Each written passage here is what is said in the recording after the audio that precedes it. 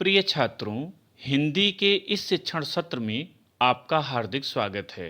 आज हम गद्य खंड के अंतर्गत मित्रता पाठ के द्वितीय भाग का अध्ययन करेंगे। प्रस्तुत अंश में लेखक ने श्रेष्ठ मित्र के गुणों पर प्रकाश डालते हुए उसकी तुलना औसत से की है। साथ ही इस बात पर भी प्रकाश डाला है कि इस संसार में ऐसा मित्र किसी को भी बड़े भाग्य से मिलता है। आइए गद्यांश देखें। हंसमुख चेहरा, बातचीत का ढंग, थोड़ी चतुराई या साहस, यही दो चार बातें किसी में देखकर लोग चटपट अपना बना लेते हैं। इसके पूर्व आपने पहले भाग में पढ़ा है। यहाँ से हम देखें, लेखक कहता है कि किसी का हंसमुख चेहरा, बातचीत करने का आकर्षक ढंग और उसकी चतुरतापूर्ण बातें या साहस के कार्य, ये दो चार बातें ही देखकर हम उसे चटपट, जल्दी से, शीघ्रता से अपना मित्र बनाने की सोच लेते हैं। हम लोग यह नहीं सोचते कि मैत्री का उद्देश्य क्या है तथा जीवन के व्यवहार में उसका कुछ मूल्य भी है। लेखक कहता है कि हम यह नहीं सोच पाते कि आखिर मित्रता का क्या उद्देश्य है।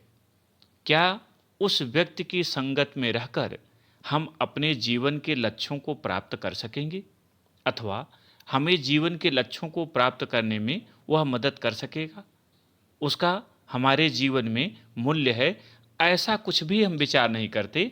बस केवल हंसमुख चेहरा हो, बातचीत का आकर्षक ढंग हो, थोड़ी चतुरतापूर्ण बातें वह करता हो और साहस के कुछ कर्तव्य उसके देखकर हम उसे अपना मित्र बनाने की बात सोच लेते हैं या मित्र ही बना लेते हैं। लेखक कह रहा है कि हम मित्रता के उद्देश्य पर नहीं जाते कि आखिर उसकी संगत में रहकर हमें क्या लाभ होगा या हमारे जीवन में उसकी मित्रता का क्या मूल्य होगा। हम यह बात हमें नहीं सोचती कि यह एक ऐसा साधन है जिससे आत्मशिक्षा का कार्य बहुत सुगम हो जाता है। लेखक कहता है कि मित्रता एक ऐसा साधन है जिससे हम आत्मशिक्षा का कार्य बड़ी सरलता से कर सकते हैं। अर्थात एक अच्छे मित्र के साथ रहकर उसकी सहायता से हम अपने जीवन के लक्ष्यों को बड़ी सरलता से प्राप्त कर सकते हैं। एक विद्वान का वचन है, विश्वासपात मित्र से बड़ी भारी रक्षा रहती है। लेखक कहता है कि एक प्राचीन विद्वान का ऐसा मानना है कि यदि विश्वास पात्र मित्र मिल जाए तो हमें जीवन में बहुत बड़ा सहयोग करता है, हमारी रक्षा करता है। जिसे ऐसा मित्र मिल जाए उसे समझना चाहिए कि खजाना मिल गया।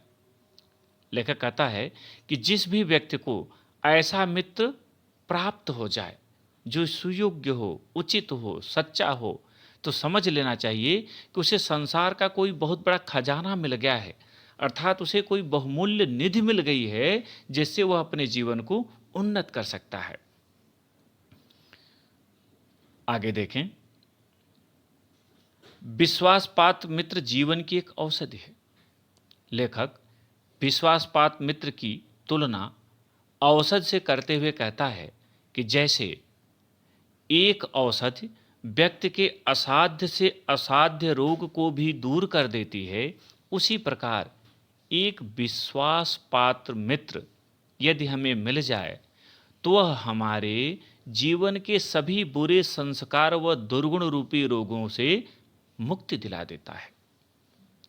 हमें अपने मित्रों से आशा रखनी चाहिए कि वे उत्तम संकल्पों में श्रेष्ठ संकल्प हमें दृढ़ करेंगे, दोषों और त्रुटियों से हमें बचाएंगे, त्रुटियां, कमियां, हमारे साथ सत्य, पवित्रता और मर्यादा के प्रेम को पुष्ट करेंगे।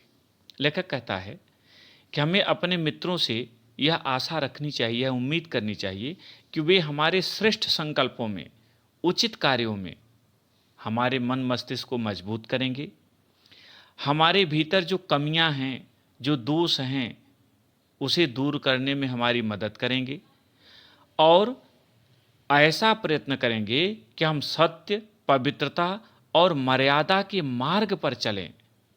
जब हम कुमार पर पैर रखेंगे तब वे हमें सचेत करेंगे। यदि हम गलती से बुरे मार्ग पर चल पड़ते हैं, समाज विरुद्ध कार्य करने लगते हैं, तो वे हमें जागृत करेंगे, हमें समझाएंगे और उचित मार्ग पर चलने के लिए प्रेरित करेंगे। जब हम हतोत्साहित होंगे तब वे हमें उत्साहित करेंगे। हतोत्साहित, निराश। जब हम अपने जीवन में किसी कारणवश निराशा में चले जाएंगे, निराश हो जाएंगे, तो वे हमारी निराशा को दूर कर हमें उत्साहित करेंगे ताकि हम अपने कार्य को कर सकें।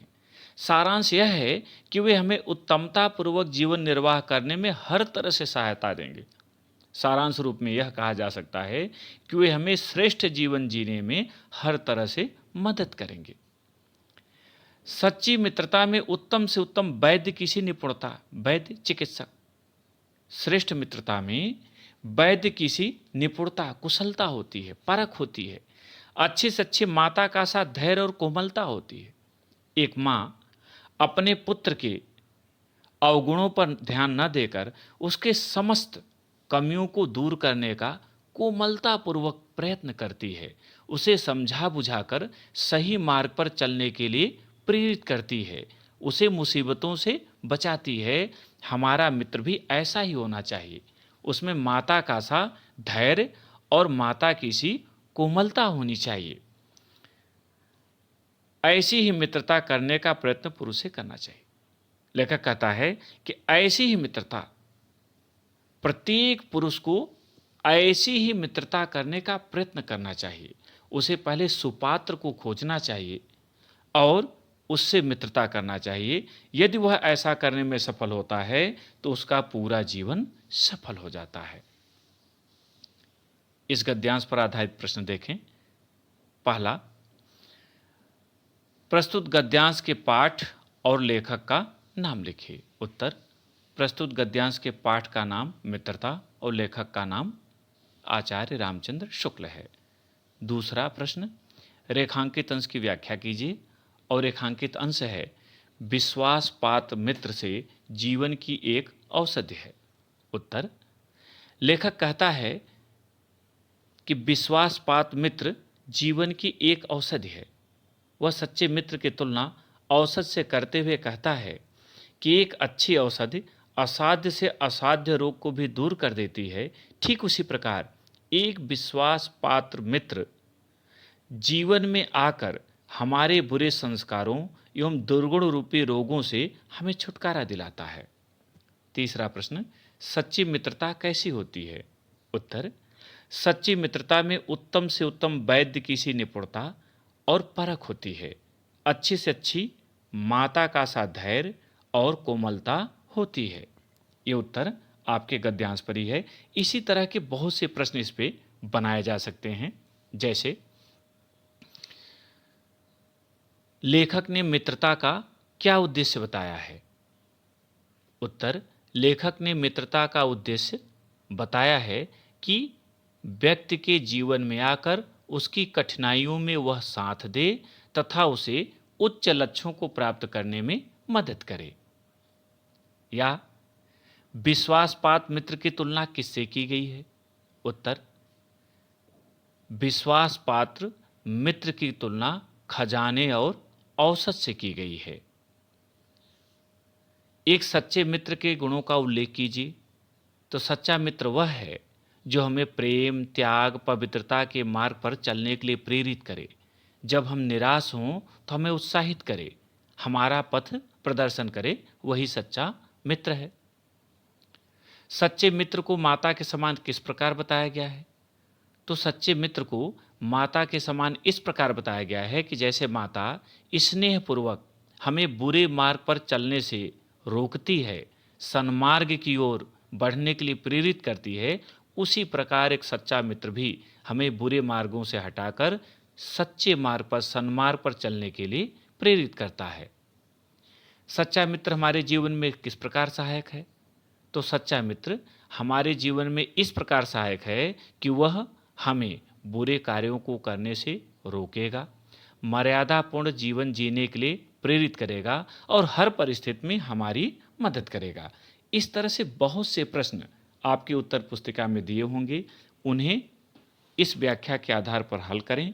कोई समस्या होने पर कमेंट बॉक्स में प्रश्न जरूर करें और इन्हें अपनी उत्तर पुस्तिका में लिखें और अभ्यास करें।